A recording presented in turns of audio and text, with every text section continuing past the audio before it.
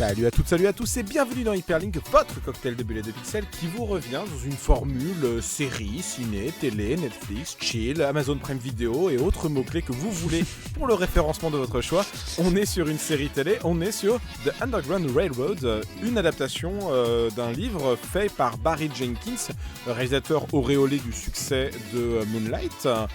Pour parler de cette série ô combien grave et en même temps spirituelle, j'ai autour de moi un trio de gagnants, un trio de champions. Je parle bien sûr de Ariane. Salut.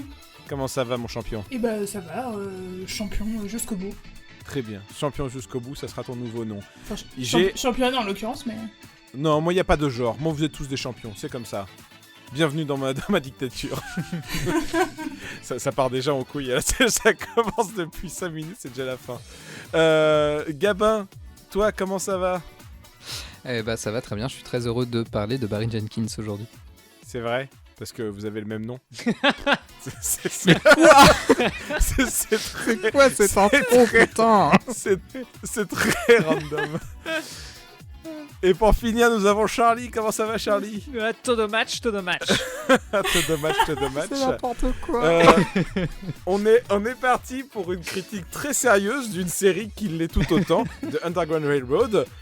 Avant ça, n'hésitez pas à nous retrouver sur nos différents réseaux. Vous pouvez suivre notre actu sur Twitter, venir partager avec nous vos coups de gueule et vos coups de cœur sur Discord et retrouver nos émissions et critiques passées, présentes et à venir sur Aosha, les réseaux de podcast via Micro Stockholm et sur YouTube. On est parti pour la critique. Minable, méga minable. Faudrait trouver un argument plus original. The Underground Railroad, donc une série de Barry Jenkins. Qu'est-ce que ça raconte déjà ? Peux-tu nous le dire, Ariane ? Bah écoute, avec grand plaisir, parce que c'est une série que j'ai fort appréciée. Du coup, comme tu l'as dit, c'est une série signée par Barry Jenkins, donc évidemment connu notamment pour Moonlight, qui est adaptée d'un livre à la base écrit par un auteur noir également qui s'appelle Colson Whitehead et qui a publié plusieurs bouquins et qui est attaché notamment à tout ce qui est représentation des mémoires noires.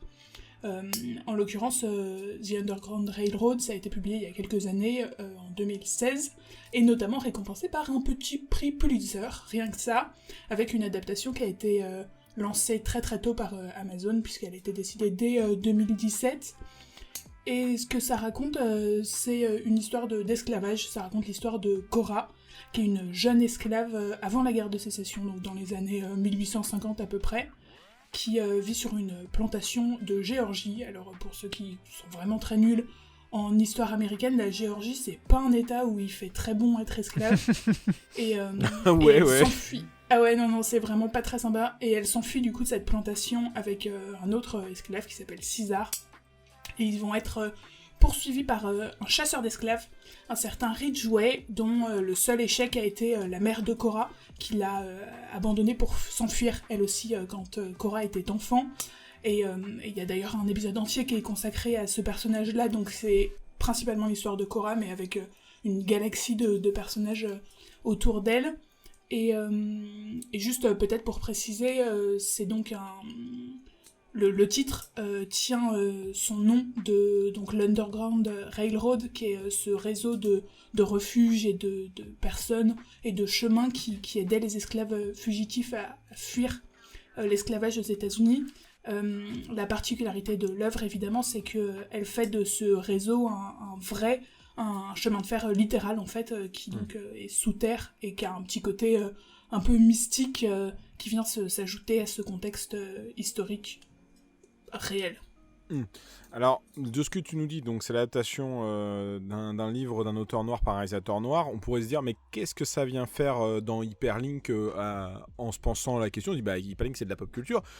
Moi, ça me semble assez clair que la pop culture, la culture populaire aussi, c'est la culture qui est issue pour les minorités, en fait, et comment elles se réinterprètent leur histoire, leurs mythes, leur tragédie. Et effectivement, là, ça semble intéressant qu'un réalisateur comme Barry Jenkins, qui avait déjà commencé à aborder la question d'être noir aux États-Unis avec Moonlight, en tout cas, moi, je n'ai vu que Moonlight de lui, et de ce que j'ai compris, il avait continué à le faire avec ses œuvres suivantes.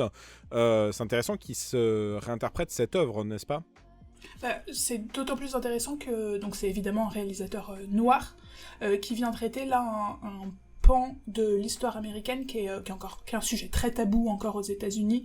Il y a un passif de représentation de ce pan historique de l'histoire américaine qui est pas toujours très glamour et qui est toujours un peu biaisé dans le cinéma américain jusqu'à ces dernières années où il y a eu des Barry Jenkins, des Steve McQueen, etc. qui sont venus travailler pour modifier ces représentations. Et du coup, évidemment, c'est super important.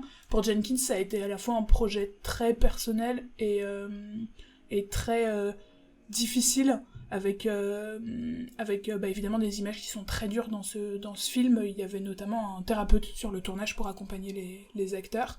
Et en plus, il fait un travail qui est assez exceptionnel. C'est un réalisateur qui, clairement, par exemple, sait éclairer la peau noire. Donc, niveau photo, ça rend des trucs assez dingues. Bah ouais, on avait eu aussi, tu l'as pas cité, moi je le cite parce que ça nous fait un peu d'auto-promo, Malcolm and Marie, on avait fait une critique il y a quelques mois et qui a aussi été assez intéressant sur cette question-là, la représentation à Hollywood en tout cas des noirs et des médiums noirs en fait à Hollywood. Barry, toi aussi tu es content que ce soit un réalisateur noir ? Moi en tout cas je suis très content de voir Barry Jenkins continuer sa carrière puisque c'est un réalisateur que j'apprécie énormément. Alors après il faut savoir que Moonlight et Sybil Street pouvait parler sont tous deux des adaptations. Moonlight d'une pièce de théâtre et donc Sybil Street pouvait parler d'un roman de James Baldwin. Donc pour Barry Jenkins c'est surtout l'idée de vouloir s'approprier une œuvre qui l'a transportée, c'est surtout ça qui est l'idée derrière tout cela, et donc à chaque fois il réinterprète une partie de l'histoire, donc de ce que c'est qu'être noir américain. Donc puisque Moonlight c'était plutôt le pan moderne actuel, Sybil Street pouvait parler plutôt la fin des années, la fin du 21e siècle, et donc ici l'esclavagisme et l'avant-guerre de sécession. Et donc c'est pour ça que je me demande toujours pourquoi il va faire la suite du Roi Lion, mais bon ça c'est encore autre chose. Mais voilà, en tout cas, au moment où le projet a été annoncé, ça avait été un peu dur pour lui, puisque il y a eu tout un pan, enfin du moins en Amérique, une sorte d'opposition, de se dire pourquoi Barry Jenkins va faire quelque chose sur l'esclavagisme. Est-ce qu'on n'en a pas déjà eu assez d'images violentes, de montrer cette violence de l'esclavagisme noir ? Donc c'est pour ça qu'il a un peu attendu, je pense que ça se soit fait. Après aussi, c'est un projet qui pour moi est hyper ambitieux et on sent que Amazon n'a pas lésiné sur les moyens. Il n'y a pas eu de chiffres officiels sur le budget, si ce n'est une petite approche interne qui disait que chaque jour de tournage aurait coûté à peu près 1,5 million de dollars, donc à peu près plus que le tournage de Moonlight chaque jour. Donc c'est plutôt pas mal. En tout cas, ça se sent.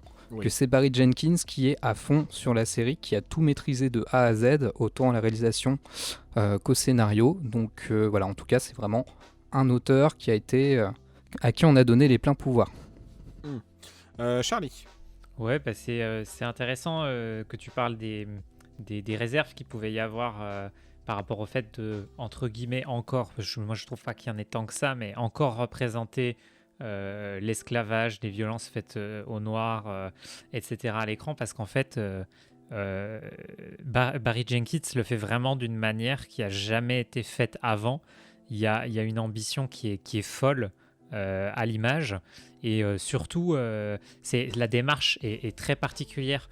Je trouve que une des choses qui m'a particulièrement déstabilisé en regardant cette série et qui en fait aussi l'intérêt, c'est que on n'est pas dans de l'historique en fait. C'est-à-dire, ça commence avec un premier épisode où tu as l'impression d'être vraiment dans une reconstitution, près un truc à la 12 Years a Slave, où on va te raconter l'histoire de quelqu'un à cette époque-là, et très vite tu sens que finalement il y a presque plus une dimension, une ambition mythologique, quoi. C'est de créer des images, de créer une histoire qui raconterait cette condition d'esclave et de race oppressée entre guillemets aux États-Unis, de donner un socle commun à travers ces images, et on quitte très souvent en fait la crédibilité historique, même si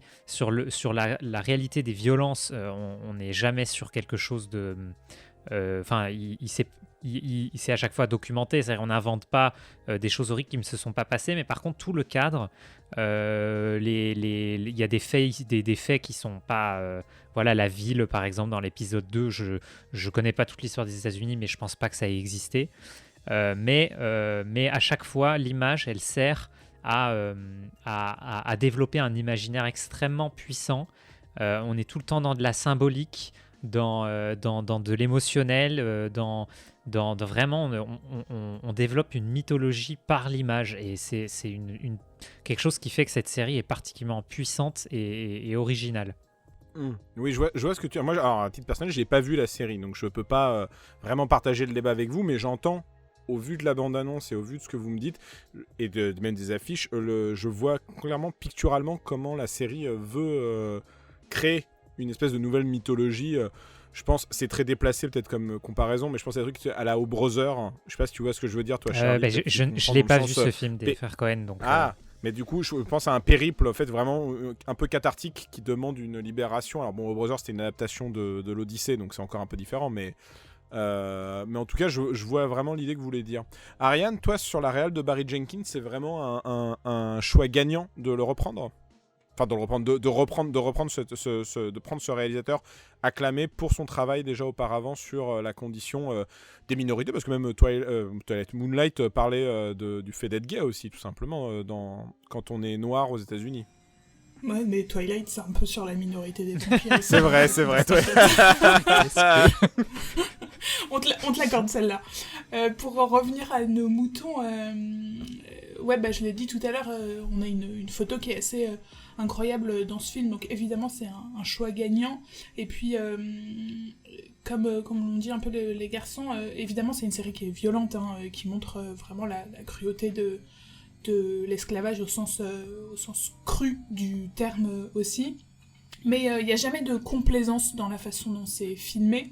Et il y a toujours quelque chose de très poétique, notamment grâce à un travail sur la lumière assez fantastique dans les plans, y compris des plans qui sont parfois très durs. Et puis c'est très émouvant, alors pas juste par l'image, il y a un grand travail sur la bande son, et notamment la musique qui va avec cette histoire, cette épopée du personnage principal. Et du coup on a un résultat qui est vraiment qui prend aux tripes, quoi, qui vraiment est à voir et qui à chaque fois coupe un peu le souffle, c'est-à-dire que par exemple c'est impossible d'enchaîner les épisodes, il faut un peu les digérer et s'en remettre, etc. Il y en a que 10, mais on peut pas, il y en a même un qui dure 20 minutes, mais c'est impossible de les enchaîner parce que il y a ce truc là un peu étouffant, un peu sourd, tout en étant excessivement beau. Enfin, c'est assez indescriptible parce que tout est magnifique, quoi. C'est sans doute la plus belle photographie depuis longtemps que j'ai vue, personnellement. Ouais, absolument. Et puis pour en revenir un peu à l'ambition de Jenkins, que Charlie a commencé à aborder, il y a aussi une volonté vraiment de montrer l'histoire, mais à la fois avec un petit et un grand H, à travers les yeux de ce qui a été en fait ses victimes, avec beaucoup de plans portraits, de plans rapprochés. Enfin, l'idée pour lui, c'est vraiment de donner un corps, un visage à cette histoire et à ces personnages, tous autant qu'ils sont, et puis à montrer donc l'esclavage, mais aussi la vie qu'elle a impliquée. Oui, je vois assez bien ce que tu veux dire, surtout au vu de ce que j'ai vu de Barry Jenkins. Ça me semble assez pertinent de mettre des visages sur une situation ou une problématique sociale, quelle qu'elle soit. Je pense par exemple, encore une fois, au traitement des minorités homosexuels dans Moonlight. Gabin, tu parlais tout à l'heure de la réal de Barry Jenkins que tu as beaucoup apprécié, donc tu es très content de le revoir. Pourquoi pour toi c'est pertinent que ce soit Barry Jenkins sur ce genre de série-là, en tout cas sur cette série-là? Là en tout cas je voulais surtout rebondir sur le fait qu'il s'est également entouré un peu des mêmes personnes qu'il avait sur ses films précédents. Il a gardé James Laxton à la photo et Nicholas Britton à la musique, et pour moi c'est vraiment un trio que j'ai envie de préserver à tout jamais le plus longtemps possible. Et en fait, je ne sais pas comment fait Barry Jenkins. Il y a quelque chose dans tout ce qu'il filme, il rend ça absolument sublime. Alors même que, oui, effectivement, la série est très dure. Et Donc je ne sais pas si on va dire très simplement, c'est parce que c'est un réalisateur noir qu'il a forcément un point de vue plus juste. Il n'y a pas que ça. C'est vraiment, en fait, dans le traitement de la violence, je trouvais il y a quelque chose de très différent au fur et à mesure de la série. Je trouve qu'elle est très graphique et très explicite dans le premier épisode, puisqu'on nous montre très clairement des scènes horribles donc du coup des maîtres blancs qui vont aller jusqu'à mettre un esclave sur le bûcher et jusqu'à nous faire vivre cette mort en vision subjective, et j'ai trouvé cette scène absolument saisissante. Moi j'étais vraiment pas bien à ce moment-là, et comme le disait Ariane, c'est vraiment pas une série qu'on binge-watch, vraiment pas, puisque là je me suis dit ok, j'ai 8 9 heures de Barry Jenkins devant moi, comme ça fait 2 ans que j'ai pas eu de film, je vais en profiter, je vais la regarder lentement, et c'est tellement dur que voilà, on n'a pas envie en fait de binge-watcher. Je pense que sinon on prend pas le temps de respirer et de prendre vraiment en compte ce qu'on voit. On la regarde pas avec des pop-corn. Oui, donc ça me semble assez évident au vu du sujet et du pitch. Quoi qu'il y a des gens, ils mangent du popcorn pour tout, donc c'est pas très... c'est pas très parlant. Mais oui, je vois ce que tu veux dire, Gabin, sur le fait que c'est pas une histoire de noir pas noir ou quoi, c'est que Barry Jenkins, dans tous les cas, il donne du corps en général dans ce qu'il raconte. Il donne quelque chose de plus sensitif, sans être pour autant agressif, si je peux mettre des gros guillemets, dans le sens que s'il y a une violence, il y a quelque chose qui peut nous déranger, souvent je trouve. Mais on n'est pas sur, par exemple, un Spike Lee qui a une revendication vis-à-vis de ce qu'il veut donner. En fait, ce que je voulais ajouter par rapport à la manière dont il montre la violence, c'est qu'au début, elle est très explicite, et dans la suite, je trouve qu'elle est de plus en plus psychologique et interne au personnage, et c'est vraiment dans le ressenti qu'il parvient à nous faire éprouver ça, puisqu'on a l'impression que Cora et César vont trouver une sorte de stabilité quand ils arrivent en Caroline du Sud, et effectivement, comme on l'a dit, c'est une vision totalement pas du tout viable historiquement, puisqu'il n'y avait pas du tout, ça ne s'est pas du tout passé comme ça, mais voilà, on a l'impression que les personnages acquièrent un sentiment de sécurité, de stabilité, puis non, ça bascule à nouveau, et on retombe dans un traumatisme permanent. En fait, c'est vraiment ça, au fur et à mesure, la violence, elle est plus racontée, ou dans le non-dit, suggérée, mais on voit sur Cora que ça a des conséquences dévastatrices. Et voilà, je trouve que vraiment que Barry Jenkins, c'est quelqu'un qui arrive à ajouter ça par l'image, et pas nécessairement de façon alambiquée, avec beaucoup trop de paroles, etc. Ou alors il réussit très bien à faire les deux, puisqu'il y a un moment où Ridgway, donc le chasseur d'esclaves, qui est campé de façon magistrale par Joel Edgerton, qui raconte ce qui s'est passé à Cora pendant son absence, et il manie vraiment l'image et le dialogue de façon extraordinaire. Charlie, on dit que c'est une série donc historique, on vient de le dire, on a mis en place le contexte, et pourtant ça fait un écho assez moderne avec les contextes actuels. Oui, d'autant que, comme disait Gabin, il y a vraiment cette ligne directrice qui est de passer en revue en fait toutes les dimensions que peut prendre le racisme en général. Donc que ce soit à travers la violence comme au tout départ, mais surtout en fait à travers le discours, à travers les institutions, à travers les représentations, les théories qu'il peut y avoir sur la race, et puis même surtout effectivement dans la mise en scène on fait sentir ça. Ça me faisait penser très fort à Midsommar sur ce côté effectivement qui est toujours très beau et très lumineux, et en même temps on ressent quelque chose de très angoissant, de très anxiogène dans ce cadre-là. Et là, il y a ça en fait où on nous fait vraiment sentir par l'image autant que par le discours des personnages la réalité et la densité presque de cette oppression, et qui fait forcément écho à ce qui se passe aujourd'hui. Et comme on le disait, il y a toute cette dimension très poétique de la mise en scène qui s'écarte dans l'imaginaire aussi d'une représentation fidèle et historique, qui fait que on ne peut pas ça ne peut pas ne pas faire écho à une situation actuelle, même si l'idée, j'ai l'impression, c'est presque une enquête ontologique, philosophique, une réflexion sur la condition noire et ce qui a rendu possible cette perpétuation de l'esclavage et de la domination à un moment donné, et ce qui explique aussi du coup où on en est aujourd'hui, mais on n'est pas dans quelque chose de généalogique, quoi. On n'est pas dans des parallèles trop évidents. C'est vraiment le film a une quête qui lui est vraiment propre, en dehors d'un discours politique actuel trop évident, et voilà, et il n'y a pas une revendication, il y a vraiment cette volonté de créer une œuvre. Ouais, totalement d'accord avec Charlie. Alors peut-être ce qu'on n'a pas dit, c'est que la série est découpée en 10 épisodes, et qui sont des chapitres, en fait, qui sont vus comme des chapitres qui correspondent à des états différents, états avec un E majuscule, les états des États-Unis, et qui permettent en fait de montrer la suprématie blanche et le traitement des Noirs sous une lumière différente à chaque fois. Alors il y a la plantation en Géorgie, ensuite ils sont en Indiana, en Caroline du Nord, en Caroline du Sud, ils passent dans le Tennessee, enfin bon bref, il y a vraiment un voyage, et à chaque fois les Noirs sont considérés comme un sous-peuple par les Blancs, mais de façon différente, et avec ces localisations différentes, comme l'a très bien dit Charlie, la série étudie en fait différentes manifestations du racisme, mais du coup en étant ancrée évidemment dans un contexte actuel, parce que ce qu'elle montre dans ces états, même si le background est historique, l'esclavage, tout ça, ça s'est en fait pas vraiment passé. Il y a une histoire il y a une fausse utopie en Caroline du Sud qui rappelle un peu les dystopies, le nazisme, tout ça, qui a quelque chose de très moderne, mais ça s'est pas vraiment passé. Les Noirs sont purement et simplement bannis en Caroline du Nord. Donc tout ça l'ancre dans l'actualité.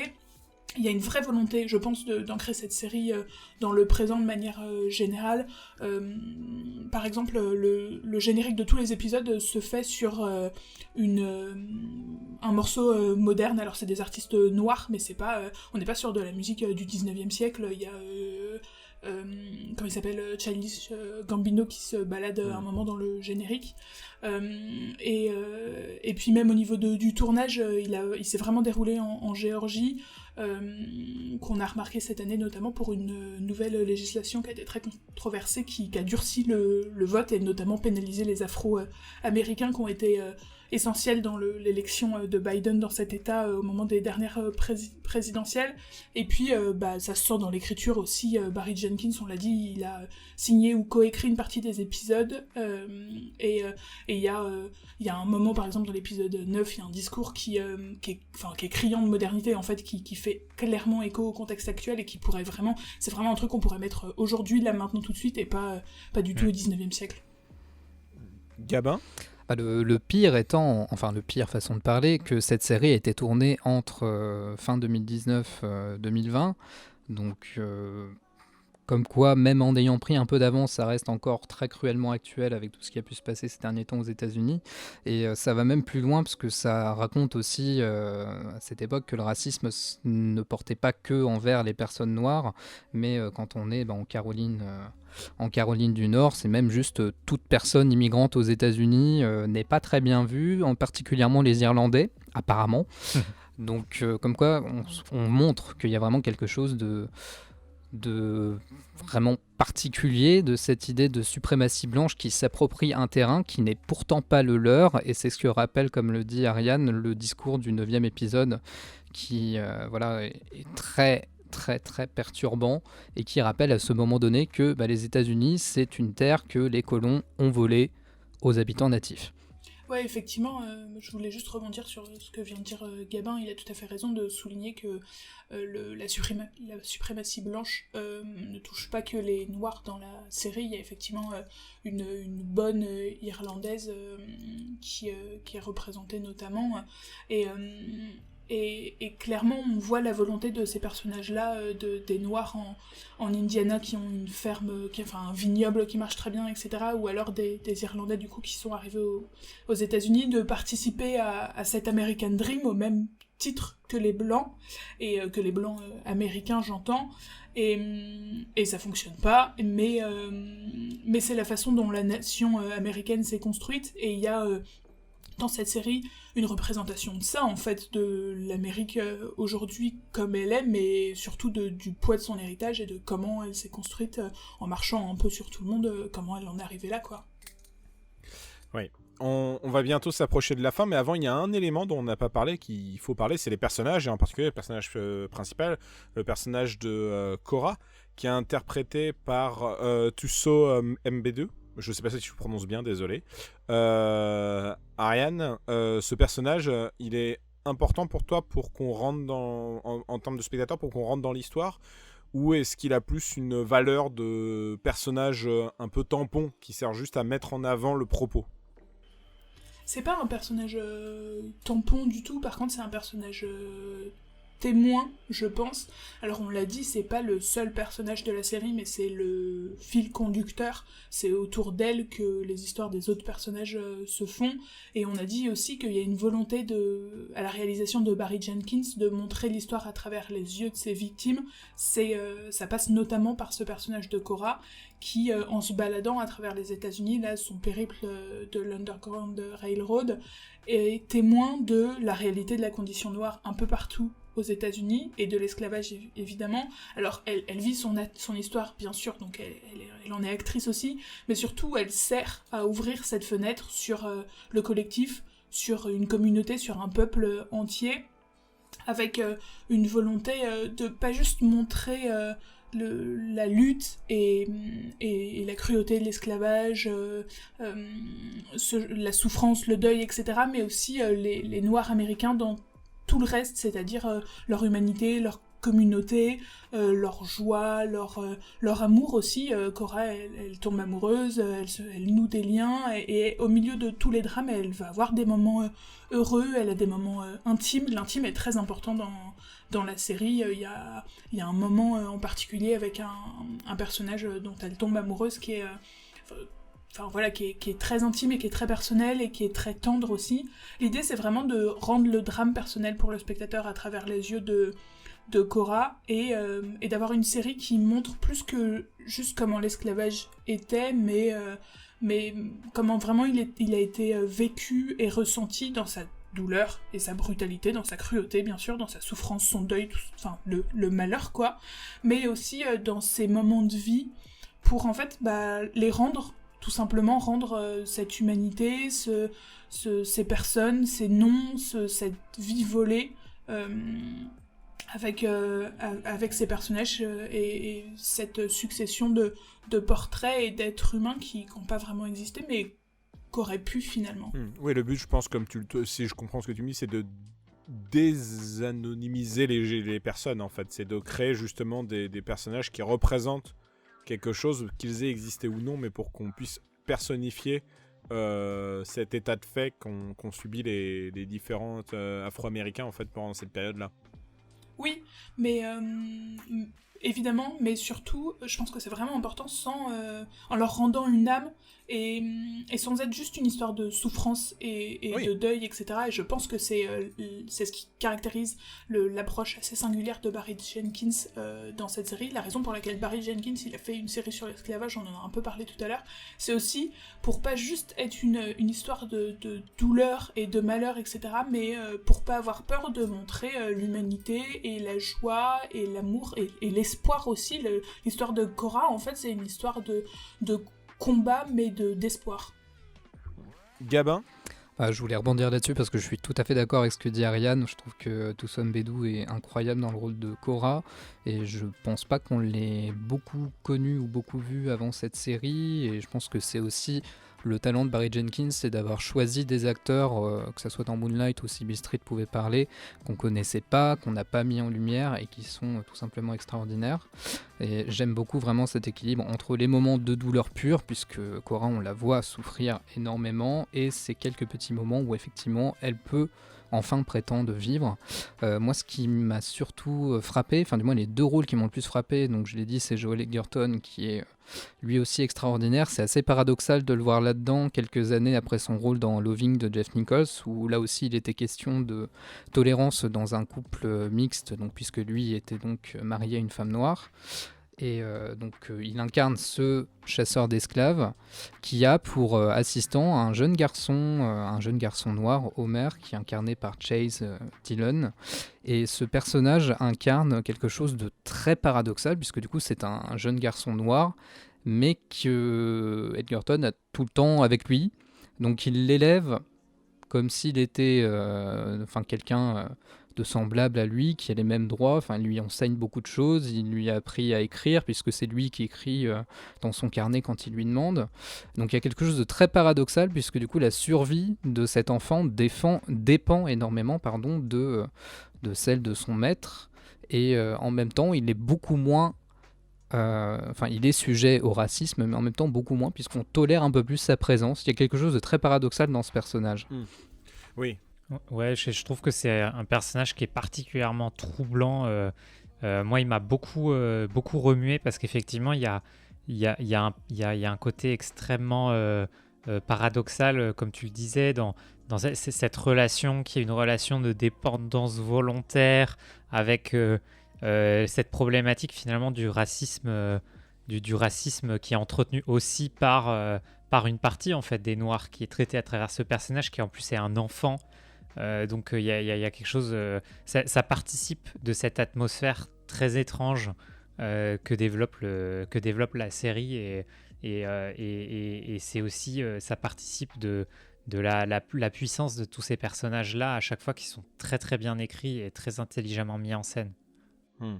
Ariane, toi tu voulais rebondir pour finir sur la maman de Cora, dont tu parlais, qu'il l'abandonne au début de la série. En tout cas, on apprend qu'elle l'a abandonné parce que c'est le seul échec du personnage de Joel Edgerton, justement. Et tu disais même qu'il y a un épisode qui est centré sur elle.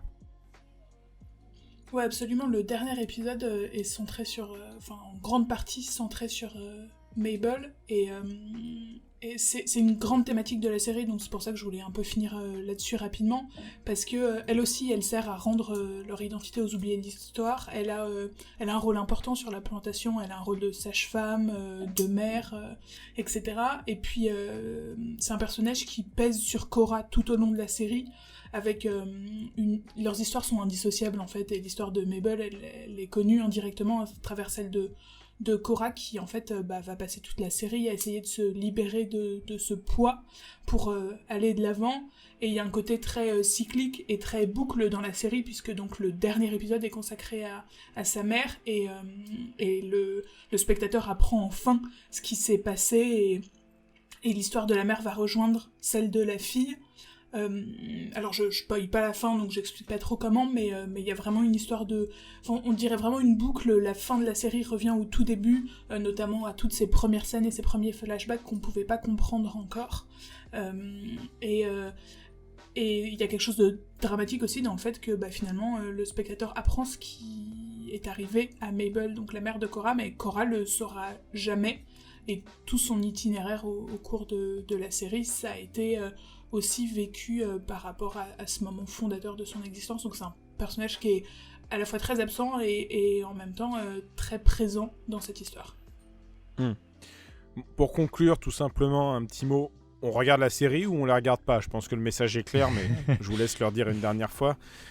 On la regarde, mais pas trop vite. Très bien, Charlie. Ouais, clairement, on la regarde. Moi, j'ai eu quelques difficultés par moment avec le rythme, mais c'est peut-être aussi dû à mon contexte de visionnage, parce que ça prend beaucoup le temps. Mais c'est une série qu'il faut voir si on est cinéphile, parce que elle est d'une puissance au niveau des images qui est assez folle, et puis comme on l'a dit et répété, c'est très intelligent, c'est très sensible, c'est très nécessaire. Et pour finir, Barry. Faut arrêter avec ça. Je sais que je suis le fan number one de Barry Jenkins. Peut-être pas le number one, il y a d'autres gens avant moi quand même. Mais on dirait que tu es le fan number one de Nanterre. Le fan number one Barry. d'Hyperlink. Mais voilà, en fait, c'est une série qui est vraiment très épouvante à regarder du fait de la durée des épisodes, puisque la grande majorité dure 1h, 1h10. Il y a quelques petites incursions plus courtes, mais c'est vrai qu'on a dit que comme la série est déjà très difficile et en plus les épisodes sont très longs, il vaut mieux savourer son visionnage, y aller lentement, mais c'est vraiment quelque chose à ne pas louper. Eh bien, merci à vous trois.